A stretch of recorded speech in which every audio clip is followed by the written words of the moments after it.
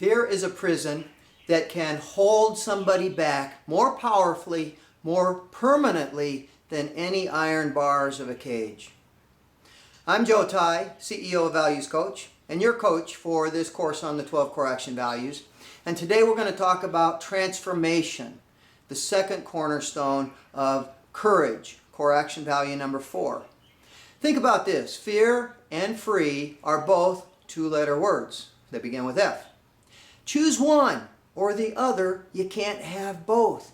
If you are in the prison of fear, no matter what your physical body is, no matter how free you seem to be, you're in chains. On the other hand, if you are making fear work for you, if you're making fear your ally and not letting fear be your enemy, you're free. No matter whether somebody else is holding your body back or not.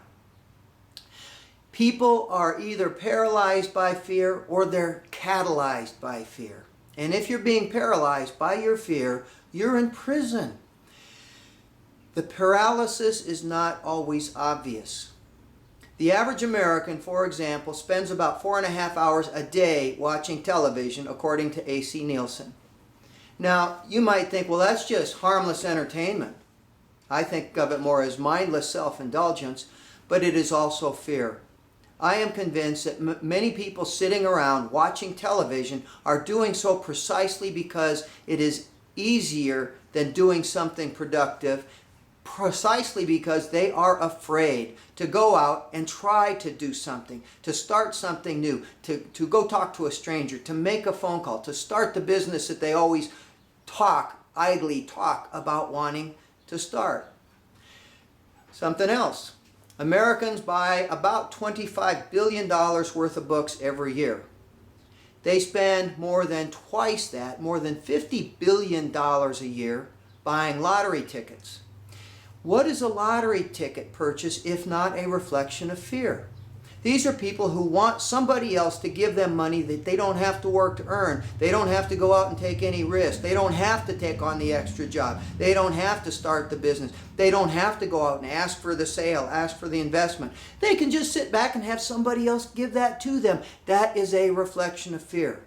People sitting in front of the slot machines in casinos, they're too afraid to get out of their mental cage.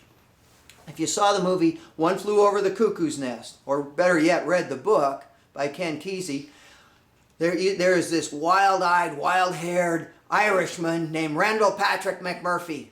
And he gets himself committed to the Cuckoos Nest, the loony bin, and all these evidently crazy, insane guys. And you know what he finds? For most of them, they're not crazy at all. They are just scared to death. And when he can get them out of the cage, he gets them out on the boat, and they go deep sea fishing, and they become a high-performance team working together. Nothing changed physically. It was all in between their ears. They learned how to transform their fear into courage. Now think about this. The physical symptoms of terror and exhilaration are precisely identical. Your eyes open wide, your palms are sweaty, you're breathing fast, your heart is going. Is that terror or is that exhilaration? And the answer is yes. How do you choose to define what you're feeling? Afraid to make a sales call? Oh, I'm terrified. They might say no. That's also exhilaration. Oh, this is so exciting. They might take 2. How you define the symptoms really substantially defines you. Now, in the workbook that goes with this course, there's an illustration of the anxiety performance curve, something that psychologists have developed. And it's a bell curve. And what it shows is that anxiety can be a good thing up to a point. A little bit of anxiety, let's see, when you freeze up before taking a test. A little bit of that can get you to the library. Too much of it and your mind shuts down and you fail the test.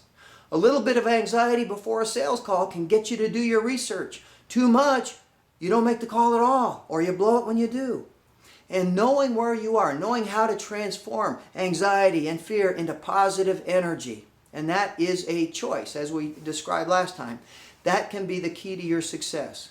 So how can you take that fear we've been talking about, transform it into positive energy so that, as we will discuss in the next module, you can take effective action? See you then.